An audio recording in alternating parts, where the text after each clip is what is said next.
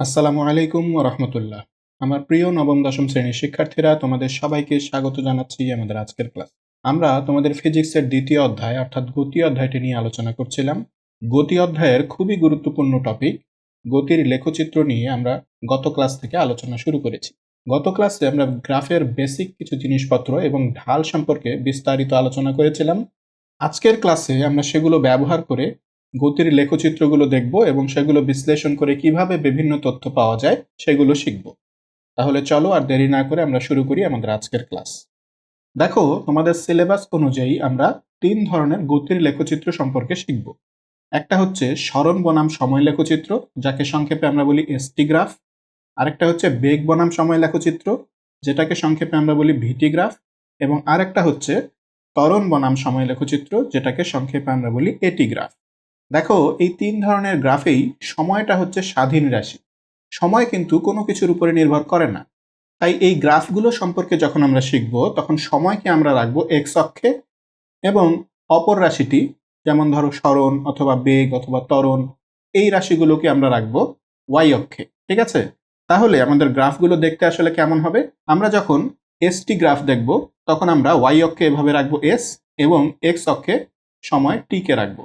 যখন আমরা ভিটি গ্রাফ দেখব, তখন আমরা ওয়াই অক্ষে রাখবো ভি কে এবং এক্স অক্ষে রাখবো টি বা সময়কে। যখন আমরা এটি গ্রাফ দেখব, তখন আমরা ওয়াই অক্ষে রাখবো এ বা ত্বরণকে এবং এক্স অক্ষে রাখবো টি বা সময়কে। কারণ আমরা গত ক্লাসেই দেখেছিলাম যে স্বাধীন চলক বা স্বাধীন রাশিগুলোকে আমরা এক্স অক্ষে রাখি এবং সেই স্বাধীন রাশির উপর যে চলকগুলো নির্ভরশীল তাদেরকে আমরা ওয়াই অক্ষে রাখি। তাহলে এই এসটি গ্রাফ, ভিটি গ্রাফ বা এটি গ্রাফে আমরা এইভাবে চিত্রগুলো আঁকার চেষ্টা করব। ওকে? আচ্ছা, তাহলে চলো এবার আমরা সরণ বনাম সময় লেখচিত্র দিয়ে আমাদের ক্লাস শুরু করি। দেখো, এখানে একটা এসটি গ্রাফ দেয়া আছে, তাই না? অর্থাৎ সরণ বনাম সময় গ্রাফ। আচ্ছা, এই গ্রাফটা দেখে তুমি কি আমাকে বলতে পারবে যে এই গ্রাফটার ঢাল কত? আচ্ছা, তার আগে আমাকে বলো যে এটা ঢাল কি আসলে কনস্ট্যান্ট নাকি পরিবর্তন হচ্ছে? দেখো, আমরা শিখেছিলাম সরল রেখার প্রতিটি বিন্দুতে তাদের ঢাল সমান থাকে, তাই না? তাহলে এটা তো কোনো সরল রেখা নয়, এটা একটা বক্ররেখা আমরা দেখতে পাচ্ছি। তাহলে এর প্রতিটা বিন্দুতে ঢাল কিন্তু পরিবর্তন হচ্ছে। ঠিক আছে? তাহলে ধরো এই বক্ররেখার কোনো একটা বিন্দুতে আমরা ঢাল নির্ণয় করব। ধরো এই বিন্দুতে আমরা ঢালটা নির্ণয় করতে চাচ্ছি। তাহলে আমরা কি করব? ঢাল নির্ণয় করার জন্য আমাদের যেটা করতে হবে, এই বিন্দুতে আমাদের একটা স্পর্শক আঁকতে হবে। ঠিক আছে? দেখো, এই বিন্দুতে আমরা একটা স্পর্শক আঁকলাম। এখন এই স্পর্শকটা এক্স অক্ষের ধনাত্মক দিকের সাথে, অর্থাৎ এখানে এই যে টি এর সাথে এখানে যে কোণটা তৈরি করবে সেই কোণটা আমাদের দেখতে হবে। তাহলে আমরা ধরে নিলাম যে এখানে সে থিটা কোণ তৈরি করেছে। এখন আমরা যদি ট্যান থিটা নেই, তার মানে এখানে যে কোণটা তৈরি করেছে তার ট্যান নেই, তাহলেই কিন্তু আমরা এই বিন্দুতে এই গ্রাফের ঢালটা পেয়ে যাব। ঠিক আছে? তাহলে চলো আমরা একটু ট্যান থিটা নিয়ে এই বিন্দুতে ঢালটা বের করার চেষ্টা করি। তাহলে আমরা ঢাল নিলাম ট্যান থিটা। এখন দেখো, ঢাল বলতে আবার কি বোঝায়? এক্স এর সাপেক্ষে ওয়াই এর পরিবর্তন। তোমাদের নিশ্চয়ই মনে আছে, গত ক্লাসে আমরা শিখেছিলাম যে ঢাল হচ্ছে এক্স এর সাপেক্ষে ওয়াই এর পরিবর্তন। তাহলে এখানে দেখো, এক্স অক্ষে আমাদের কে আছে? সময়, তাই না? আর ওয়াই অক্ষে কে আছে? সরণ। তাহলে এক্স এর সাপেক্ষে ওয়াই এর পরিবর্তন বলতে এখানে কি বোঝাচ্ছে? সময়ের সাপেক্ষে সরণের পরিবর্তন, তাই না? অর্থাৎ del S divided by del T, সময়ের সাপেক্ষে সরণের পরিবর্তন। তাহলে এটাকে আমরা এভাবে লিখতে পারি, del S by del T. এখন দেখো, সময়ের সাপেক্ষে সরণের পরিবর্তন, এটাকে আসলে আমরা কি বলি? সময়ের সাপেক্ষে সরণের পরিবর্তনটাই তো বেগ, তাই না? তাহলে এটাকে আমরা বলতে পারি বেগ বা ভেলোসিটি। ঠিক আছে? তাহলে এখান থেকে একটা জিনিস ক্লিয়ার হলো, যখন আমরা এসটি গ্রাফ দেখব, সেই এসটি গ্রাফের যদি আমরা ঢাল নির্ণয় করতে পারি, তাহলে সেই ঢালটাই বেগ নির্দেশ করবে। ঠিক আছে? তাহলে যদি কখনো এসটি গ্রাফ থেকে আমাদের বেগ বের করতে বলে, তাহলে আমরা কি করব? আমরা সেই এসটি গ্রাফের ঢাল নির্ণয় করব। তাহলে দেখো, এটা ছিল বক্ররেখা, এর প্রতিটি বিন্দুতে ঢাল চেঞ্জ হচ্ছে, তাই না? অর্থাৎ এর প্রতিটি বিন্দুতে বেগও চেঞ্জ হচ্ছে। ঠিক আছে? তাহলে আমরা বুঝলাম যে এটা হচ্ছে একটা অসম বেগের গ্রাফ। এখানে বেগ প্রতিনিয়ত চেঞ্জ হচ্ছে। আর কি বুঝতে পারি আমরা, দেখো তো? আমরা যদি এই যে এইখানে শুরুতে একটা স্পর্শক আঁকতাম, তাহলে সেটা কি হতো? এক্স অক্ষের সমান্তরাল হতো, তাই না? অর্থাৎ এখানে গ্রাফের ঢাল কিন্তু শূন্য। তারপরে যতই আমরা উপরে যাচ্ছি আমাদের ঢালটা কিন্তু বেড়ে যাচ্ছে, অর্থাৎ বেগের মানও কিন্তু বেড়ে যাচ্ছে। তাহলে দেখো তো এই গ্রাফ থেকে কি আমরা বলতে পারি না যে বস্তুটা যখন চলতে শুরু করেছিল তখন সে স্থির ছিল, স্থির অবস্থা থেকে সে চলা শুরু করেছে, কারণ শুরুতেই তার বেগ ছিল শূন্য, বেগ শূন্য মানে সে স্থির ছিল। তারপর তার বেগ আস্তে আস্তে কি হচ্ছে, বাড়ছে। যদি আমরা আরো এদিকে আমরা যদি স্পর্শক আঁকি এবং ঢাল নির্ণয় করি তাহলে এইদিকে আমাদের স্পর্শকের ঢাল আরো বেশি হবে, তাই না, যেহেতু কোণটা বড় হয়ে যাবে। তাহলে এই গ্রাফ থেকে আমরা আসলে আর কি বুঝতে পারি, দেখো এই গ্রাফ থেকে আমরা বুঝতে পারি বস্তুটি স্থির অবস্থা থেকে যাত্রা শুরু করেছে এবং তার বেগ ক্রমাগত বাড়ছে, আর বেগ বাড়ছে মানে এখানে কিন্তু ত্বরণ হচ্ছে। তাহলে দেখো এই এসটি গ্রাফ থেকে আমরা কতগুলো তথ্য পেলাম। এই এসটি গ্রাফ থেকে আমরা বুঝলাম যে বস্তুটি স্থির অবস্থা থেকে যাত্রা শুরু করেছে, তার বেগ ক্রমাগত বাড়ছে এবং যেহেতু তার বেগ বাড়ছে তার মানে একটা ত্বরণ এখানে আছে। ঠিক আছে, তাহলে এভাবেই আমাদের গ্রাফগুলো একটু অ্যানালাইসিস করতে হবে। এবার দেখো আমরা আরেকটা এসটি গ্রাফের মধ্যে আসলাম। এখানে আমাদের দুইটি গ্রাফ আঁকা আছে, একটা হচ্ছে এ, একটা হচ্ছে বি। এখন প্রশ্ন হচ্ছে এ ও বি এর মধ্যে কার বেগ বেশি। তাহলে প্রথমে আমাদের দেখতে হবে এটা আসলে কি গ্রাফ, এটা হচ্ছে এসটি গ্রাফ, তাই না। এসটি গ্রাফের ঢাল আমাদেরকে কি নির্দেশ করে, আমাদেরকে বেগ নির্দেশ করে। তাহলে এখানে যেহেতু বলা হচ্ছে এ ও বি এর মধ্যে কার বেগ বেশি, তাহলে এখন আমাদের দেখতে হবে এ ও বি এর মধ্যে কার ঢাল বেশি। তাহলে দেখো তো এ এবং বি এর মধ্যে কোন সরলরেখার ঢাল বেশি। বি সরলরেখাটি এক্স অক্ষের সাথে যে কোণ তৈরি করেছে, এ সরলরেখাটি এক্স অক্ষের সাথে তার থেকেও বড় কোণ তৈরি করেছে, তাই না। তার মানে অবশ্যই এ সরলরেখার ঢাল কিন্তু বেশি। তাহলে এ সরলরেখার ঢাল যদি বেশি হয় তাহলে এ সরলরেখার বেগও বেশি হবে, তাই না। তাহলে আমরা বলতে পারি VA is greater than VB, অর্থাৎ এ বস্তুর বেগ অবশ্যই বি বস্তুর চেয়ে বেশি। এরপরে দেখো বলা হচ্ছে এ ও বি এর মধ্যে কার সরণ বেশি। সরণটা আমরা কিভাবে দেখবো বলতো। সরণটা তো আমাদের ডাইরেক্ট এই ওয়াই অক্ষ থেকেই দেখা যাচ্ছে, তাই না। এই ওয়াই অক্ষে আমাদের কিসের মান দেয়া আছে, সরণের মান। তাহলে সরণ আমরা কিভাবে দেখব, আমরা দেখব এ এবং বি বস্তুটি ওয়াই অক্ষ বরাবর কতটুকু গেছে। তাহলে দেখো এ বস্তুটি ওয়াই অক্ষ বরাবর কতটুকু গেছে, ঠিক এতটুকু, তাই না। আর বি বস্তুটি ওয়াই অক্ষ বরাবর কতটুকু গেছে, এতটুকুই। দেখো এ এবং বি দুইটাই আমাদের এস ইকুয়াল টু 0 পজিশন থেকে শুরু করেছিল, তাই না, তাদের সরণ ছিল 0 এবং দুইটাই এই পর্যন্ত গেছে। এই যে দেখো এ এবং বি দুইটাই এই পর্যন্ত এসেছে, তাহলে এ এবং বি দুইটারই সরণ কিন্তু এতটুকু। তাহলে এখানে আমরা বলতে পারি এ এবং বি দুইটারই সরণ সমান, S A equal to S B. এখান থেকে আমরা আর কি কি তথ্য বলতে পারি, দেখো তো এ এবং বি দুইটাই হচ্ছে সরল রেখা, তাই না। সরল রেখা যদি হয় তাহলে এদের ঢাল কি পরিবর্তন হচ্ছে। আমরা দেখেছিলাম সরল রেখার প্রতিটি বিন্দুতে তাদের ঢাল সমান, ঢাল কিন্তু পরিবর্তন হয় না। তার মানে এ এবং বি বস্তুটি সমবেগে চলছে, যেহেতু তাদের ঢাল পরিবর্তন হচ্ছে না তার মানে তাদের বেগও পরিবর্তন হচ্ছে না, অর্থাৎ এই দুটি বস্তু সমবেগে চলছে। আচ্ছা আমাকে বলো তো এরা যখন যাত্রা শুরু করে তখন কি তাদের বেগ 0 ছিল। এরা তো এই যে মূল বিন্দু থেকে শুরু করেছে, তাই না। তাহলে যাত্রা শুরুর সময় কি এদের বেগ 0 ছিল। না, বেগ কিন্তু 0 ছিল না, কারণ এখানে 0 বলতে কি বোঝাচ্ছে, এই যে এই অক্ষে আমরা রেখেছি টাইম, তাহলে এখানে টাইম 0, আর এই অক্ষে রেখেছি সরণ, তাহলে এখানে সরণ 0। তাহলে সে 0 টাইমে 0 সরণে ছিল, কিন্তু তার বেগ যে 0 ছিল এটা কিন্তু এটা দেখে বোঝা যাচ্ছে না। বেগ আমরা কি দেখে বের করব, এখানে ঢাল দেখে। তাহলে সরলরেখার প্রতিটি বিন্দুতে ঢাল কিন্তু সেম, তার মানে এখানে যে ঢাল এখানেও সেই ঢাল, এখানেও ঠিক একই ঢাল। এটাকে যদি আমি পিছন দিকে বাড়িয়ে দেই তাহলে সেখানেও সেই একই ঢাল থাকবে, অর্থাৎ এ এবং বি বস্তুটি কিন্তু একটা বেগ নিয়েই যাত্রা শুরু করেছে এবং সেই বেগ নিয়েই সে সমবেগে চলছে। বোঝা যাচ্ছে। তাহলে এখান থেকে আমরা কি কি তথ্য পেলাম, দেখো এই বস্তু দুইটা একটা আদিবেগ নিয়ে যাত্রা শুরু করেছে, তার মানে এখানে কিন্তু তাদের বেগ 0 ছিল না, এখানে তারা একটা আদিবেগ নিয়েই যাত্রা শুরু করেছিল এবং সেই আদিবেগ নিয়েই তারা সমবেগে চলছে, বেগ কখনোই পরিবর্তন করেনি তারা। ঠিক আছে, তাহলে আশা করি এভাবে তোমরা গ্রাফগুলো অ্যানালাইসিস করতে শিখবে। এরপরে দেখো আমাদের আরেকটি এসটি গ্রাফ দেয়া আছে। এখানে যে গ্রাফটা আমরা দেখতে পাচ্ছি সেটা হচ্ছে আমাদের টি এর সাথে সমান্তরাল, অর্থাৎ এখানে দেখো তো এই সরল রেখার ঢাল আসলে কি হবে। আমরা জানি এক্স অক্ষের সমান্তরাল কোনো রেখার ঢাল 0 হয়, তাহলে এই রেখার ঢাল হচ্ছে 0। আর ঢাল যদি শূন্য হয় তাহলে এসটি গ্রাফের ঢাল আমাদেরকে কি নির্দেশ করে?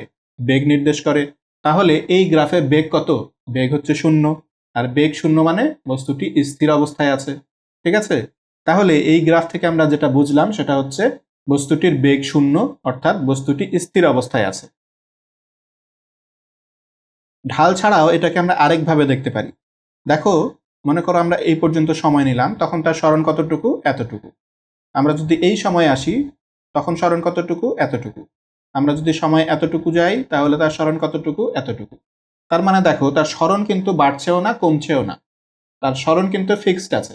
সময় গড়িয়ে যাচ্ছে কিন্তু তার সরণ পরিবর্তন হচ্ছে না। এর অর্থ কি? সেই বস্তুটি স্থির অবস্থায় আছে। ঠিক আছে? সময় বাড়ছে কিন্তু সরণের মান বাড়ছেও না কমছেও না, তার মানে বস্তুটি স্থির অবস্থায় আছে। ঠিক আছে? তাহলে এভাবেও আমরা বিষয়টা দেখতে পারি। এবার আরেকটা সরণ বনাম সময় গ্রাফ দেখো। এই গ্রাফ থেকে আমরা কি বুঝতে পারি বলতো? বস্তুটির বেগ কেমন? এই গ্রাফটি এক্স অক্ষের ধনাত্মক দিকের সাথে দেখো স্থূল কোণ তৈরি করেছে, 90 ডিগ্রির চেয়ে বড় কোণ তৈরি করেছে, তাই না? তাহলে এই কোণটা 90 ডিগ্রির চেয়ে বড়। এবং আমরা জানি যখন কোনো সরল রেখা এক্স অক্ষের ধনাত্মক দিকের সাথে 90 ডিগ্রির চেয়ে বড় কোণ তৈরি করে তখন সেই সরল রেখার ঢাল হয় নেগেটিভ বা ঋণাত্মক। তাহলে এই সরলরেখাটির ঢাল এখানে ঋণাত্মক। এই সরলরেখার ঢাল এখানে বেগ নির্দেশ করে, তাই না? তার মানে এই বস্তুটির বেগ কিন্তু ঋণাত্মক। কোনো বস্তুর বেগ ঋণাত্মক বলতে আসলে কি বোঝায় বলতো? বস্তুটি প্রথমে যেদিকে চলছিল এখন তার বিপরীত দিকে চলছে। বেগ ঋণাত্মক বলতে বোঝায় সে কিন্তু একটা নির্দিষ্ট বেগেই চলছে, কিন্তু সেটা অপোজিট দিকে, তার দিকটা পরিবর্তন হয়ে গেছে। ঠিক আছে? তাহলে এখান থেকে আমরা বলতে পারি যে বস্তুটি পেছনের দিকে চলছে। তার যেদিকে যাওয়ার কথা ছিল সেটাকে যদি আমরা পজিটিভ ধরি তাহলে এখন সে ঋণাত্মক বেগে চলছে, তার মানে সে পেছনের দিকে চলছে। ওকে? তাহলে আশা করি এটাও তোমরা বুঝতে পেরেছো। এবার দেখো, একটা হিজিবিজি গ্রাফ চলে এলো, তাই না? এখানে প্রশ্ন হচ্ছে বস্তুটি কতবার স্থির অবস্থায় আসছে। একটা বস্তু কখন স্থির অবস্থায় আসে? এসটি গ্রাফ দেখে আমরা কিভাবে বুঝবো যে বস্তুটি স্থির অবস্থায় এসেছে? কিছুক্ষণ আগেই আমরা দেখেছিলাম যখন গ্রাফের ঢাল শূন্য হয় তখনই বেগ শূন্য হয় এবং তখনই বস্তুটি স্থির অবস্থায় থাকে, তাই না? তাহলে এখন আমাকে দেখতে হবে যে এই গ্রাফে ঢাল কতবার শূন্য হচ্ছে। তাহলে এই গ্রাফটা একটু দেখো, এই গ্রাফটা কিন্তু বক্ররেখা, তাই না? তার মানে এর প্রতিটি বিন্দুতে ঢালের মান পরিবর্তন হচ্ছে। ঢাল আমরা কিভাবে পাবো? বিভিন্ন বিন্দুতে স্পর্শক আঁকলেই আমরা ঢালটা বের করতে পারবো। এখন দেখো, এই গ্রাফের বিভিন্ন বিন্দুতে স্পর্শক আঁকলে আমরা এই বিন্দুতে গিয়ে একটা এক্স অক্ষের সমান্তরাল স্পর্শক পাবো, তাই না? আবার এখানেও একটা এক্স অক্ষের সমান্তরাল স্পর্শক পাবো। তার মানে এই অংশগুলোতে আমরা কিন্তু এক্স অক্ষের সমান্তরাল স্পর্শক পাবো, তাই না? এই যে দেখো, এই অংশগুলোতে আমাদের এক্স অক্ষের সমান্তরাল স্পর্শক পাওয়া যাচ্ছে। তার মানে এই পজিশনগুলোতে বস্তুটির বেগ শূন্য হয়ে গিয়েছে এবং বস্তুটি স্থির হয়ে গিয়েছে। ঠিক আছে? তাহলে দেখো তো আমরা কয়টা পজিশন পেলাম এরকম? 1, 2, 3, 4, 5, 6, 7, 8। এই গ্রাফের মধ্যে আমরা টোটাল 8টা এমন পজিশন পেলাম যেখানে আমাদের স্পর্শকটা এক্স অক্ষের সমান্তরাল হয়ে গিয়েছে, অর্থাৎ এখানে আমাদের ঢাল শূন্য হয়ে গিয়েছে। আর এসটি গ্রাফের ঢাল হচ্ছে বেগ, তাহলে এই জায়গাগুলোতে আমাদের বেগ শূন্য হয়ে গিয়েছে, অর্থাৎ বস্তুটি স্থির অবস্থায় এসেছে। তাহলে এই প্রশ্নের অ্যান্সার কি হবে বলতো? 8 বার। এই গ্রাফ থেকে আমরা দেখতে পাচ্ছি বস্তুটি 8 বার স্থির অবস্থায় এসেছে। এবার দেখো, আমাদের আরেকটা এসটি গ্রাফ দেয়া আছে। এই গ্রাফ থেকে আমরা আসলে কি বলতে পারি বলতো? এই গ্রাফ থেকে আমরা দেখতে পাচ্ছি এই যে এ বিন্দু পর্যন্ত যে সরল রেখাটা আমরা দেখতে পাচ্ছি এটার কিন্তু একটা নির্দিষ্ট ঢাল রয়েছে, তাই না? এখানে একটা নির্দিষ্ট কোণ তৈরি হয়েছে, তাহলে এর একটা নির্দিষ্ট ঢাল রয়েছে এবং সেই ঢালটা এর প্রত্যেকটা বিন্দুতে সমান, যেহেতু এটা সরল রেখা। অর্থাৎ এই বস্তুটার বেগ সমবেগ। ঠিক আছে? এ পর্যন্ত এই বস্তুটার বেগ ছিল হচ্ছে সমবেগ। এ বিন্দুতে যাওয়ার পর এ থেকে বি পর্যন্ত দেখো কি হচ্ছে, এই রেখাটা এক্স অক্ষের সমান্তরাল হয়ে গিয়েছে, অর্থাৎ এখানে ঢাল হয়ে গিয়েছে শূন্য, অর্থাৎ তার বেগ হয়ে গিয়েছে শূন্য। তার মানে এখানে বস্তুটা স্থির হয়ে গিয়েছে। ঠিক আছে? তাহলে এখান থেকে আমরা বলতে পারি যে একটা বস্তু আদিবেগ নিয়ে যাত্রা শুরু করেছিল এবং সেই আদিবেগেই সে সমবেগে চলেছে এ পর্যন্ত। এ পর্যন্ত যাওয়ার পর সে কি হয়েছে? স্থির হয়ে গিয়েছে। এই বিন্দুতে যাওয়ার পর দেখো সময় বাড়ছে কিন্তু তার সরণ বাড়ছে না বা কমছেও না, অর্থাৎ সে স্থির হয়ে গিয়েছে। ঠিক আছে? তাহলে এখান থেকে আমরা এই জিনিসটাই বলতে পারি যে বস্তুটি আদিবেগ নিয়ে যাত্রা শুরু করেছে এবং সমবেগে চলছে, কিন্তু কিছু সময় পরে বস্তুটি স্থির হয়ে যায়। এবার দেখো আমাদের আরেকটা এসটি গ্রাফ দেয়া আছে। এখানে এ যে বস্তুটি, সেই এ বস্তুটির গ্রাফ এস এর সাথে 30 ডিগ্রি কোণ তৈরি করেছে, এবং এই যে বি বস্তুটি, এটা টি এর সাথে 30 ডিগ্রি কোণ তৈরি করেছে। এখন বলা হচ্ছে বলতো এ ও বি এর বেগের অনুপাতটা কত? তাহলে দেখো বেগের অনুপাত আসলে আমরা কিভাবে বের করব? এ বস্তুটি এবং বি বস্তুটির যে গ্রাফ দেয়া আছে, সেই গ্রাফের ঢালই আমাদের বেগ নির্দেশ করছে, তাই না? তাহলে এ বস্তু এবং বি বস্তুর ঢাল বের করলে আমরা বেগ পেয়ে যাব, এবং সেই বেগগুলোর অনুপাত আমাদের বের করতে হবে। তাহলে দেখো এ এবং বি বস্তুর বেগের অনুপাতটা আসলে কি হবে? 3:1 হবে। অর্থাৎ এ বস্তুটির বেগ বি বস্তুটির 3 গুণ বেশি। ঠিক আছে? তাহলে এখান থেকে দেখো আমরা দেখতে পাচ্ছি যে এই কোণটার চেয়ে এই কোণটা কিন্তু অনেক বড়, তাই না? তাহলে অবশ্যই এ বস্তুর বেগ বি বস্তুর চেয়ে বেশি হওয়ার কথা। কিন্তু এই যে 3:1 এটা আমরা কিভাবে পেলাম? দেখো আমরা যদি এ বস্তুটির বেগ এবং বি বস্তুটির বেগ অর্থাৎ ভিএ ডিভাইডেড বাই ভিবি এটা বের করতে চাই, তাহলে আমরা কি লিখতে পারি বলতো? ভিএ মানে হচ্ছে এই যে এ বস্তুটির যে গ্রাফ আছে সেই গ্রাফের ঢাল। তাহলে আমরা কত লিখবো বলতো? tan 30 degree? না, আমরা কিন্তু এই কোণটা নিব না। আমরা কোন কোণ নিব? আমরা সবসময় এক্স অক্ষের সাথে যে কোণটা তৈরি করে সেইটা নিব। ঠিক আছে? তাহলে এই কোণটা আমাদের নিতে হবে। এই কোণটার মান কত হবে বলো? আমরা জানি এই পুরো কোণটা হচ্ছে 90 ডিগ্রি, তাই না? তাহলে এইটা যদি 30 ডিগ্রি হয়, তাহলে এটা অবশ্যই হবে 60 ডিগ্রি। তাহলে এ বস্তুটির বেগ হবে আমাদের tan 60 ডিগ্রি। তাহলে আমরা লিখে ফেললাম tan 60 ডিগ্রি। আর বি বস্তুটির বেগ হবে আমাদের tan 30 ডিগ্রি। এখন দেখো tan 60 ডিগ্রির মান কত? √3। আর tan 30 ডিগ্রির মান হচ্ছে 1/√3। তাহলে 1/√3 যদি আমাদের উল্টে যায় তাহলে আমরা কি পাবো দেখো? 3/1। তাহলে দেখো আমরা লিখতে পারি VA is to VB equal to 3:1। অর্থাৎ এ বস্তুটির বেগ বেশি এবং বি বস্তুটির বেগ কম। এ বস্তুটির বেগ কতটুকু বেশি? বি বস্তুর তুলনায় 3 গুণ বেশি। ঠিক আছে? তাহলে আমরা বলতে পারি VA is greater than VB। আশা করি তোমরা বুঝতে পেরেছো। এবার দেখো আমরা আরেকটা সরণ বনাম সময় গ্রাফের মধ্যে এসেছি। এখানে প্রশ্ন হচ্ছে লেখচিত্রের কোন অংশটি মন্দন নির্দেশ করছে? তাহলে এখানে আমাদের একটা এসটি গ্রাফ দেয়া আছে। এই সময়টুকু হচ্ছে T1, এই সময়টুকু T2 এবং এই সময়টুকু হচ্ছে T3। তাহলে এই যে এক্স অক্ষে আমাদের সময় দেখানো হয়েছে T, তার মধ্যে এটা হচ্ছে T1, এটা T2, এটা T3। এখন আমাদের প্রশ্ন হচ্ছে এই যে গ্রাফটা, এই গ্রাফের কোন অংশটা আমাদের মন্দন নির্দেশ করছে? আচ্ছা, এই গ্রাফটা একটু দেখো। আমরা যদি এই গ্রাফের এখানে বেগ বের করার চেষ্টা করি, তাহলে এখানে তার ঢাল কেমন হবে বলতো? এখানে তার ঢাল হবে পজিটিভ। আবার একটু পরে যদি এখানে গিয়ে আমরা একটা স্পর্শক আঁকি, তাহলে এখানেও আমরা দেখতে পাচ্ছি তার ঢাল হবে পজিটিভ। এখানেও হবে তার ঢাল পজিটিভ। তবে ঢালের মান কিন্তু আস্তে আস্তে কমছে, তাই না? এখানে আমরা যদি স্পর্শক আঁকি তাহলে যে কোণটা হবে, এখানে যদি আমরা স্পর্শক আঁকি তাহলে কোণটা আরো ছোট হয়ে যাবে। তাহলে এখানে আমরা দেখতে পাচ্ছি যে বস্তুটার বেগ ধনাত্মক এবং ধীরে ধীরে তার বেগটা কমছে। এই যে টপ পজিশনে এখানে গিয়ে যদি আমরা স্পর্শক আঁকি তাহলে সেটা এক্স অক্ষের সমান্তরাল হয়ে যাচ্ছে। অর্থাৎ এখানে কিন্তু ঢাল 0। অর্থাৎ এখানে বস্তুটা স্থির হয়ে গেছে, তার বেগ 0। এরপরে যদি আমরা আরো এদিকে আসি তাহলে আমরা নেগেটিভ ঢাল পাবো। অর্থাৎ এই দিকে তার বেগ হয়ে যাচ্ছে ঋণাত্মক। ঠিক আছে? তাহলে দেখো মন্দন আসলে কখন হয়? যখন ত্বরণ এবং বেগের দিক বিপরীতমুখী হয়ে যায়, তখনই বেগ কমে যায় এবং সেটাকেই আমরা মন্দন বলি।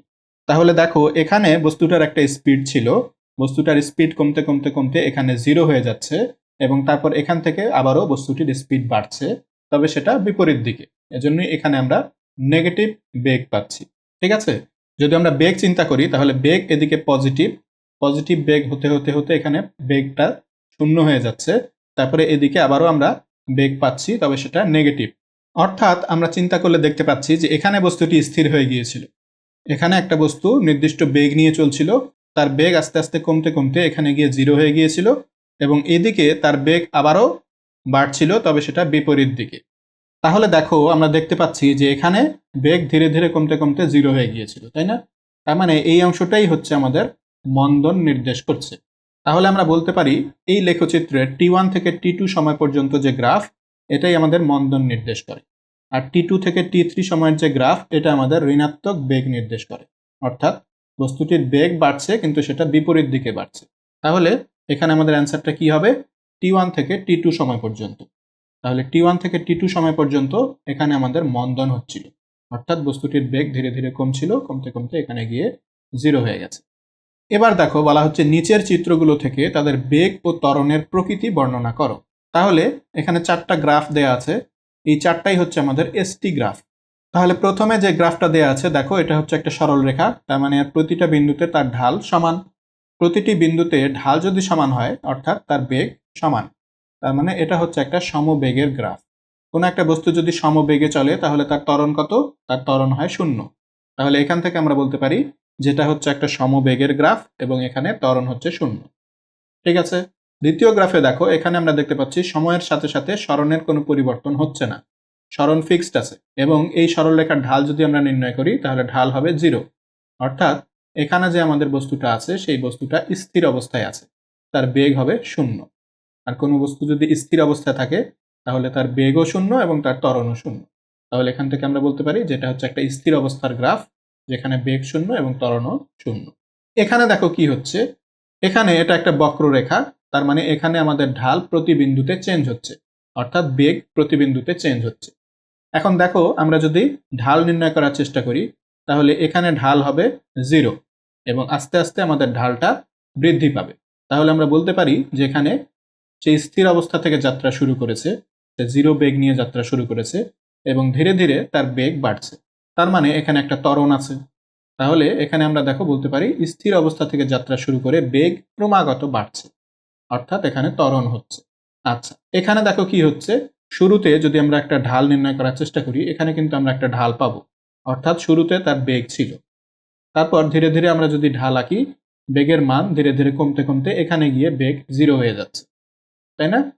তার মানে এই গ্রাফে আমরা দেখতে পাচ্ছি যে একটা বস্তু আদিবেগ নিয়ে চলছিল এবং ধীরে ধীরে তার বেগ কমতে কমতে এক পর্যায়ে গিয়ে এসে স্থির হয়ে যাচ্ছে।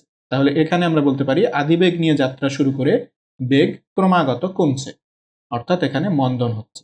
ঠিক আছে। তাহলে এক নজরে আমরা 4টা এসটি গ্রাফের প্রকৃতি বুঝতে পারলাম। এবার দেখো আমাদের আরেকটা এসটি গ্রাফ দেয়া আছে। এখানে এক্স অক্ষে আমাদের সময় দেয়া আছে এবং সেই সময়গুলো সেকেন্ডে দেয়া আছে। তার মানে যে 2, 4, 6, 8, 10 এগুলো হচ্ছে সেকেন্ডে দেয়া আছে। আর ওয়াই অক্ষে আমাদের সরণ দেয়া আছে এবং সেই সরণগুলো মিটারে দেয়া আছে। ঠিক আছে। তার মানে এটা হচ্ছে 10 মিটার, এটা 20 মিটার, এটা 30 মিটার। ওকে। আমাদের প্রশ্ন হচ্ছে লেখচিত্র থেকে গড় দ্রুতি ও গড় বেগ নির্ণয় করো। তাহলে এই গ্রাফ থেকে এখন আমাদের গড় দ্রুতি এবং গড় বেগ নির্ণয় করতে হবে। তাহলে গড় দ্রুতি আমরা কিভাবে নির্ণয় করি বলতো? মোট অতিক্রান্ত দূরত্ব ডিভাইডেড বাই মোট সময়, তাই না? তাহলে চলো আমরা দেখি এই গ্রাফ থেকে আমরা মোট অতিক্রান্ত দূরত্ব বের করতে পারি কিনা। তাহলে দেখো শুরুতে বস্তুটার সরণ ছিল 0, তারপর সরণ বাড়তে বাড়তে এখানে গিয়ে কতটুকু হয়েছে দেখো 20। ঠিক আছে। তাহলে এই যে এই পর্যন্ত সে একটা দূরত্ব অতিক্রম করেছে, কতটুকু? 20 মিটার। তারপর 2 থেকে 4 সেকেন্ড পর্যন্ত দেখো এখানে তার সরণ কিন্তু বাড়েনি বা কমেনি, তার মানে এখানে সে স্থির অবস্থায় ছিল, এখানে সে কোনো দূরত্ব অতিক্রম করেনি। ঠিক আছে। আবার 4 থেকে 6 সেকেন্ডে দেখো সে 20 থেকে 30-এ গেছে, তাই না? এখানে তার সরণ ছিল 20 এবং এখানে গিয়ে তার সরণ হয়ে গিয়েছে কত? 30। অর্থাৎ সে 10 মিটার দূরত্ব অতিক্রম করেছে। ওকে। তাহলে সে মোট কত মিটার দূরত্ব অতিক্রম করলো এখন পর্যন্ত? এখানে 20 আর এখানে 10, তাহলে 30। তারপর এখান থেকে এই পর্যন্ত দেখো পরবর্তী 6 থেকে 8 সেকেন্ডের মধ্যে সে কি হয়েছে? এখান থেকে এখানে এসেছে, অর্থাৎ তার সরণ ছিল 30, সে 0-তে চলে এসেছে। অর্থাৎ সে এখন বিপরীতমুখী হয়ে আবারও আগের অবস্থানে এসেছে। তাহলে এখানে সে আরো 30 মিটার দূরত্ব অতিক্রম করেছে, তাই না? আমরা যদি দূরত্ব চিন্তা করি তাহলে কি হবে? তার দূরত্ব এখানে হবে 20, এখানে হবে 10 এবং এখানে হবে 30। তাহলে 20 আর 10-এ 30, 30 আর 30 60। তাহলে এখানে সে মোট কতটুকু দূরত্ব অতিক্রম করেছে? 60 মিটার। এবং তার সময় কতটুকু লেগেছে দেখো, এই যে এখান থেকে এই পর্যন্ত সময় হচ্ছে 8 সেকেন্ড। তাহলে আমাদের মোট অতিক্রান্ত দূরত্ব হচ্ছে 60 মিটার এবং মোট সময় লেগেছে 8 সেকেন্ড। তাহলে আমরা গড় দ্রুতি কিভাবে বের করব? 60 ডিভাইডেড বাই 8। তাহলে 60/8 করলে আমরা গড় দ্রুতি পেয়ে যাব 7.5 মিটার পার সেকেন্ড। ওকে, গড় বেগ আমরা কিভাবে নির্ণয় করি বলো? গড় বেগ হচ্ছে আমাদের মোট সরণ ডিভাইডেড বাই মোট সময়। তাহলে সরণ দেখো এখানে কি হয়েছে, 0 থেকে শুরু করেছিল, সে বিভিন্ন পথ ঘুরে আবারও এই 0তেই চলে এসেছে, তাহলে তার সরণ কিন্তু 0।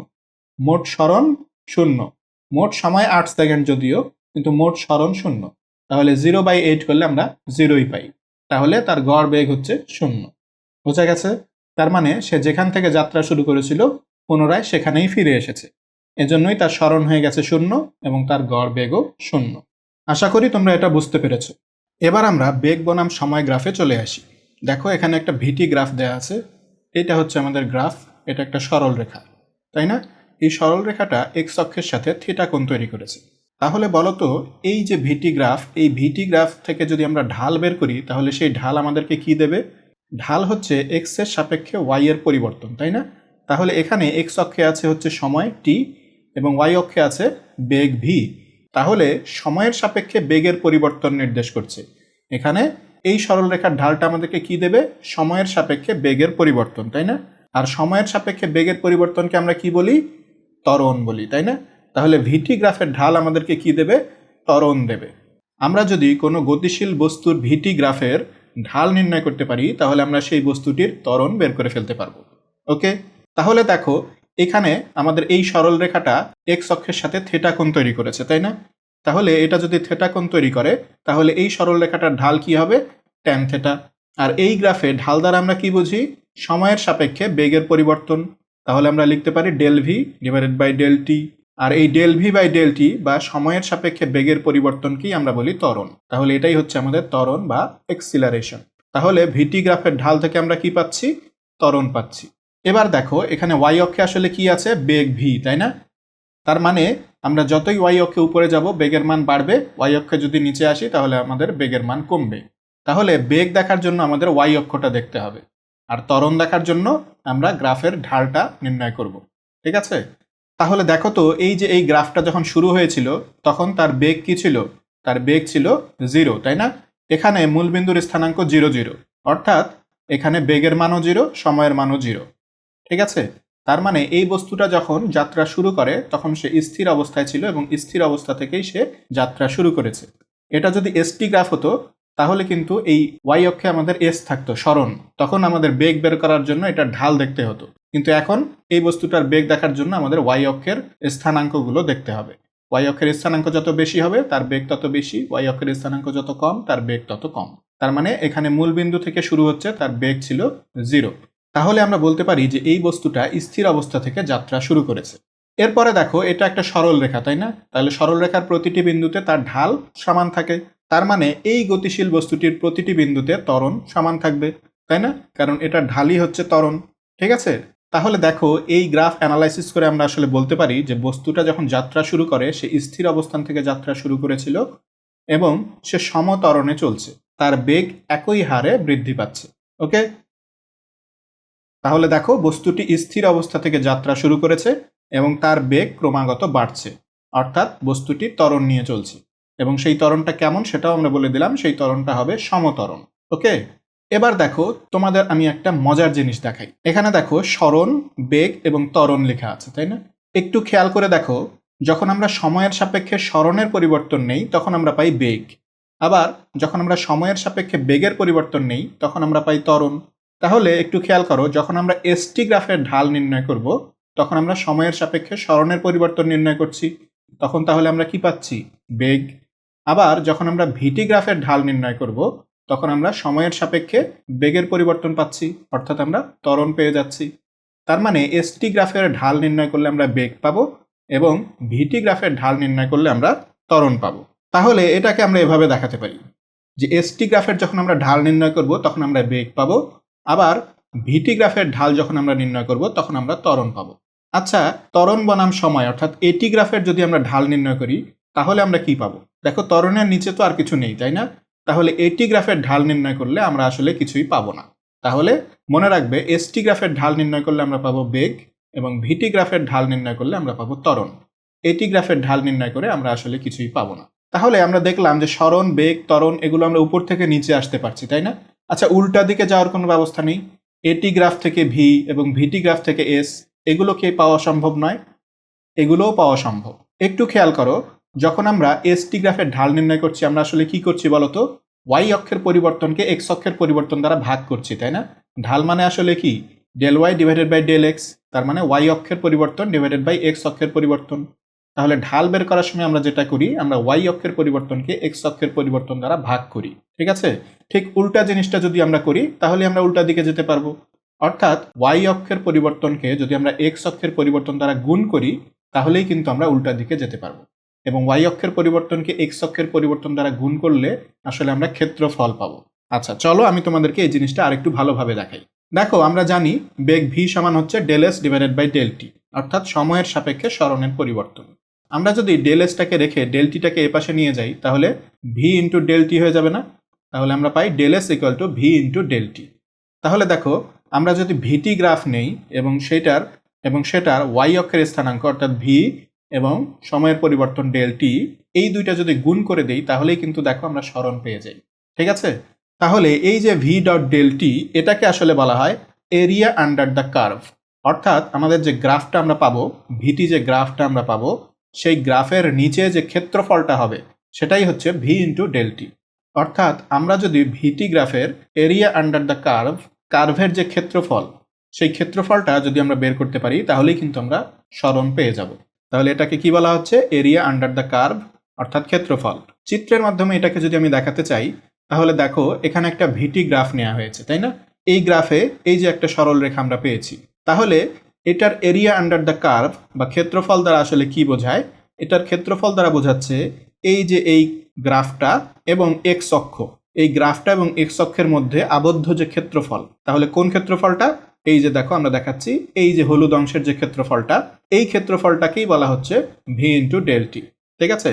আর এই ক্ষেত্রফলটা যদি আমি বের করি ভিটি গ্রাফের, তাহলেই আমি সরণ পেয়ে যাব। এই ক্ষেত্রফলের মান যা হবে সরণের মানও তাই হবে। আচ্ছা, ঠিক একইভাবে দেখো, ত্বরণ সমান আমরা লিখতে পারি del V divided by del T, অর্থাৎ সময়ের সাপেক্ষে বেগের পরিবর্তন। তাহলে এখানেও আমরা যদি বেগের পরিবর্তনটা রেখে ডেল টিটাকে এর সাথে গুণ করে দেই তাহলে আমরা লিখতে পারবো del V equal to A into del T. তাহলে এটাও কিন্তু একটা ক্ষেত্রফল বোঝাচ্ছে। এটা কোন গ্রাফের ক্ষেত্রফল? এটা হচ্ছে এটি গ্রাফের ক্ষেত্রফল। তাহলে আমরা যদি এটি গ্রাফের এরিয়া আন্ডার দ্য কার্ভ বা ক্ষেত্রফল বের করি তাহলে আমরা যেটা পাবো সেটা হচ্ছে ডেল ভি, অর্থাৎ বেগের পরিবর্তন, ঠিক আছে? এটা একটু খেয়াল রাখবে, এখানে কিন্তু আমরা বেগ পাচ্ছি না, এখানে আমরা বেগের পরিবর্তন পাবো, ঠিক আছে? এ আর টি গুণ করলে আমরা কি পাই? বেগের পরিবর্তন। কারণ আমরা ত্বরণের এই সূত্রটাও জানি, দেখো, ত্বরণ এ ইকুয়াল টু হচ্ছে V minus U divided by T. তাহলে টিটাকে যদি আমরা গুণ করে দেই এর সাথে তাহলে আমরা কি পাই? এটি equal to V minus U. তার মানে ত্বরণ এবং সময় যদি আমরা গুণ করি তাহলে আমরা আসলে কি পাই? বেগের পরিবর্তন পাই, ঠিক আছে? তাহলে এটাকেও যদি আমরা একটু গ্রাফিক্যালি দেখতে চাই তাহলে দেখো, এখানে আমরা একটা এটি গ্রাফ নিলাম এবং এখানে এরকম একটা গ্রাফ আমরা পেলাম। তাহলে এই গ্রাফটা এক্স অক্ষের সাথে কতটুকু ক্ষেত্রফল তৈরি করেছে? এই যে এতটুকু। এই ক্ষেত্রফলটা যদি আমি বের করতে পারি তাহলেই আমি এই বস্তুটার বেগের পরিবর্তনটা পেয়ে যাব। তাহলে এই ক্ষেত্রফলটাই আসলে বোঝাচ্ছে এ ইন্টু ডিটি। এ ইন্টু ডিটি করলে আমরা আসলে কি পাবো? এই ক্ষেত্রফলটা পাবো। তাহলে এই ক্ষেত্রফলটা যদি আমি বের করতে পারি তাহলেই আমি এই বস্তুটার বেগের পরিবর্তন বের করে ফেলতে পারবো। ওকে, তাহলে আমরা দেখলাম ভিটি গ্রাফের ক্ষেত্রফল যদি আমরা বের করি তাহলে আমরা সরণ পেয়ে যাব, আর এটি গ্রাফের ক্ষেত্রফলটা যদি আমরা বের করি তাহলে আমরা বেগের পরিবর্তন পেয়ে যাব। এবার তাহলে এই জিনিসটা তোমরা কিভাবে মনে রাখবে দেখো, সরণ, বেগ, ত্বরণ, ঠিক আছে? উপর থেকে যদি তোমরা নিচে আসতে চাও তাহলে তোমাদের ঢাল বের করতে হবে। এসটি গ্রাফের ঢাল থেকে বেগ এবং ভিটি গ্রাফের ঢাল থেকে আমরা ত্বরণ পাবো, এটি গ্রাফের ঢাল থেকে আমরা কিছুই পাবো না। অর্থাৎ এটাকে আমরা এভাবে দেখাতে পারি যে এসটি গ্রাফের ঢাল থেকে আমরা বেগ পাবো এবং ভিটি গ্রাফের ঢাল থেকে আমরা ত্বরণ পাবো। যেহেতু ত্বরণের নিচে আর কিছু নাই তাহলে এটি গ্রাফের ঢাল থেকে আমরা আসলে কিছুই পাবো না।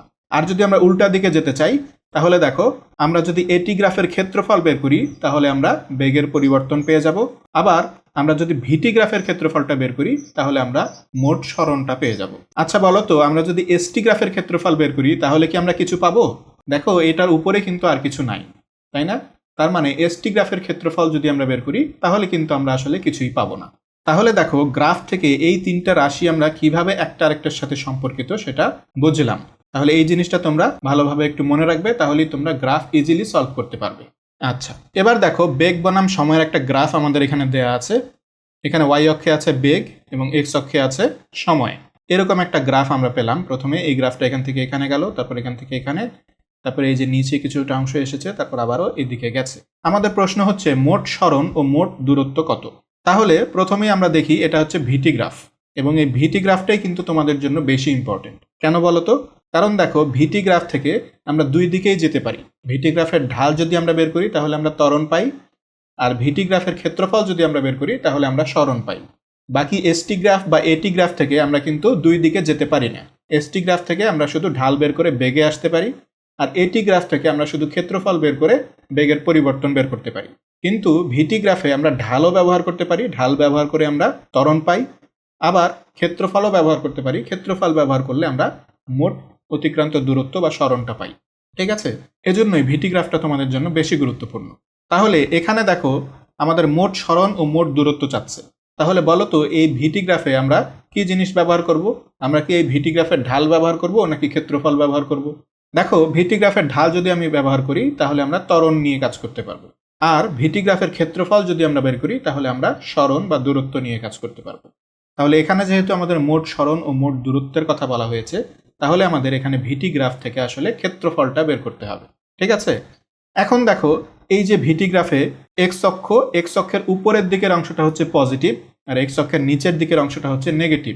তাহলে এখানে দেখো পজিটিভ দিকে আমরা দুইটা ক্ষেত্রফল পাচ্ছি।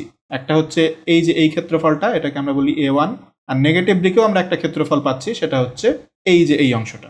তাহলে এটাকে আমরা বলতে পারি A2 এবং এটাকে আমরা বলতে পারি A3। তাহলে দেখো পজিটিভ অংশে আমরা দুইটা ক্ষেত্রফল পাচ্ছি A1 এবং A3, আর নেগেটিভ অংশে আমরা একটা ক্ষেত্রফল পাচ্ছি, সেটা হচ্ছে A2। তাহলে এই ক্ষেত্রফল দ্বারা আসলে কি বোঝাচ্ছে বলো দেখি? সরণ বোঝাচ্ছে, তাই না?